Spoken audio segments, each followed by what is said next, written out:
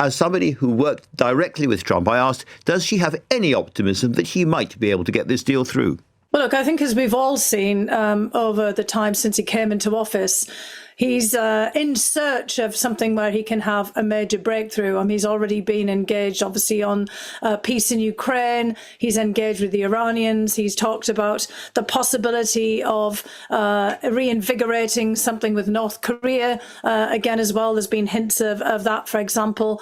And in the particular instance of the Middle East, we've already seen him make a very serious push. But the problem is one of consistency and who else is working with him and what is the framework. And are all the parties on the same page? And how is he going to manage all of that? So I think that the whole point here is that we have to watch very closely, and you have to make sure that there is a framework around this, and that it's not just going to get diverted by any time he thinks that there's going to be some kind of easy win, because all of these things take a lot of patience. They're all extraordinarily difficult. And the Middle East, of course, is one of the most difficult issues of it all to resolve in any fashion. Patience, concentration and detail are not necessarily Donald Trump's top qualities, I think it's fair to say. But he has got a large coalition now of Arab countries. He's got the goodwill of the European countries. He's got Tony Blair there. And, of course, he himself is hoping to do this. Therefore, it seems to me that a lot of this is about how Hamas respond, but also his own relationship, Donald Trump's own relationship with Benjamin Netanyahu. I think that's spot on, and he has to make sure that he's got equal leverage with both of them, and that's often where things have foundered. Because if you look in the case of Ukraine and Russia, he had leverage over Ukraine, obviously rather punitive leverage that he kept exerting over Volodymyr Zelensky and, withholding weapons, for example. And over Putin, although he had leverage, he didn't want to use it. And then that might again become the case with Israel and with Netanyahu. He's got all kinds of punitive leverage with Hamas, of course, but with Israel, leverage is there, but will he use it? And how will he then interact with this very complex constellation of other players? Indeed. He put a lot of stress on his own personal relationship, almost his friendship with Vladimir Putin when he first came in. And clearly, bit by bit, he has been disillusioned and disappointed and indeed embarrassed by what's happened and the way that Putin has played things. And I assume that that is part of his own thinking now as he looks at Netanyahu, another leader with whom he thought he had a better relationship than it perhaps turns out he does have. Yeah, he thinks everything comes down to very personal issues and, that charismatic bond between great men. But ultimately, there's a great deal of deep history here.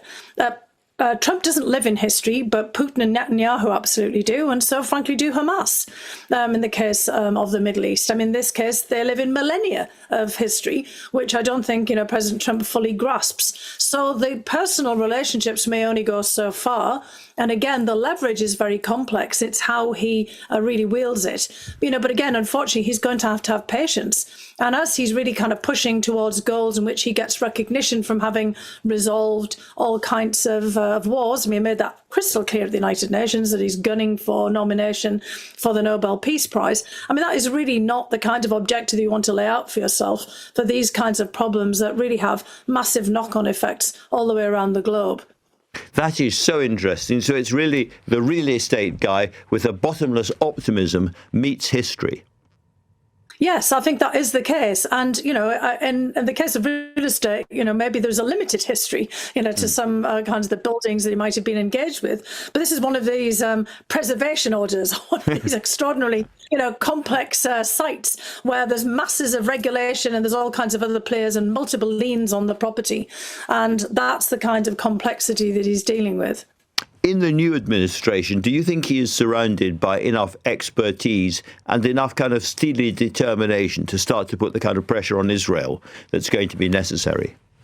I think that's a question in both instances. He's certainly got the ability to put pressure.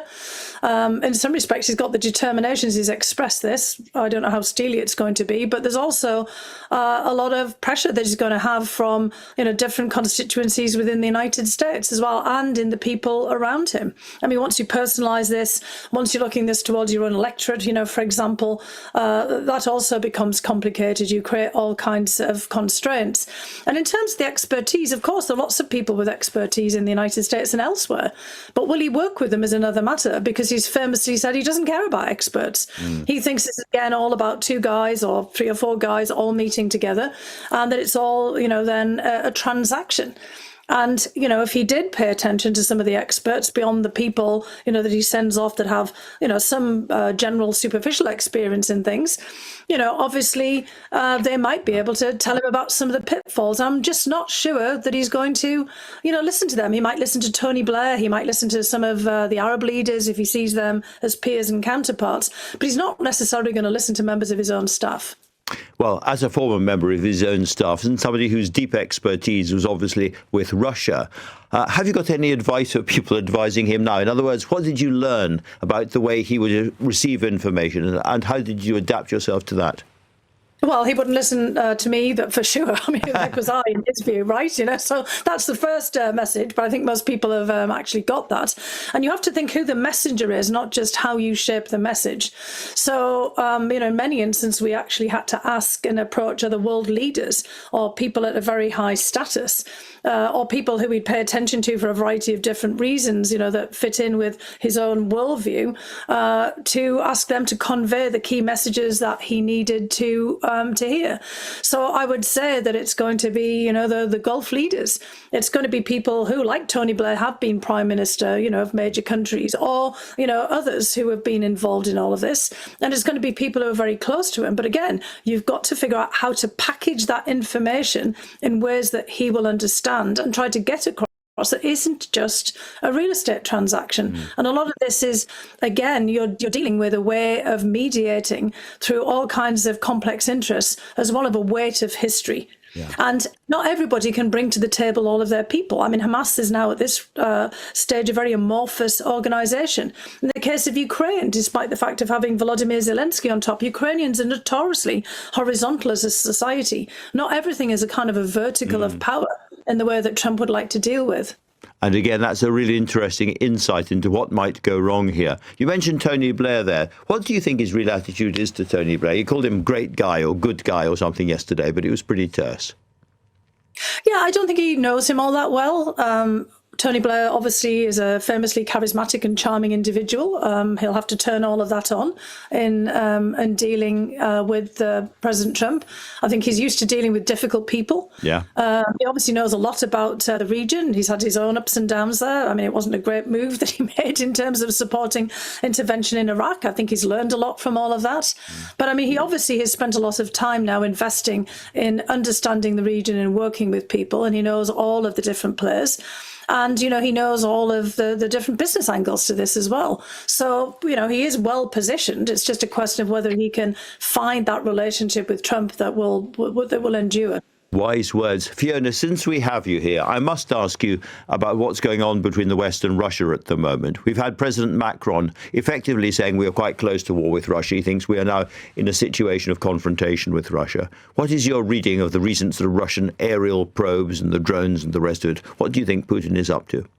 Well, Putin definitely intends to rock everybody back on their heels. He wants to create disunity, discord, fear in particular, intimidation. We've been in a confrontation with Russia ever since they annexed Crimea. And, probably for a good period of time around that, in terms of at least confrontational rhetoric coming from the part of Russia. Of course, we've had all kinds of incidents of sabotage, poisonings, assassinations, including in the United Kingdom. Putin has been playing by his own set of pretty ruthless rules for an extraordinary long time. And I think the sad fact is people are just waking up to this. And we should have been actually doing something to address this for quite some time. This is a moment now for European solidarity. It's a moment for Europe writ large, as much as it can, to get together to push back. And, you have to basically try to halt these kinds of activities in their tracks. He's doing it because he thinks we're weak. He thinks we're not unified. And he sees a great opportunity to pit everyone against each other. He doesn't see the United States as being particularly focused. And indeed, Putin now sees that Trump has moved on to the Middle East, where Putin can make mischief too, by the way. I mean, he's also a factor in the Middle East. So we've really got to get our act together in dealing with this and be very serious about how we assess what's happening.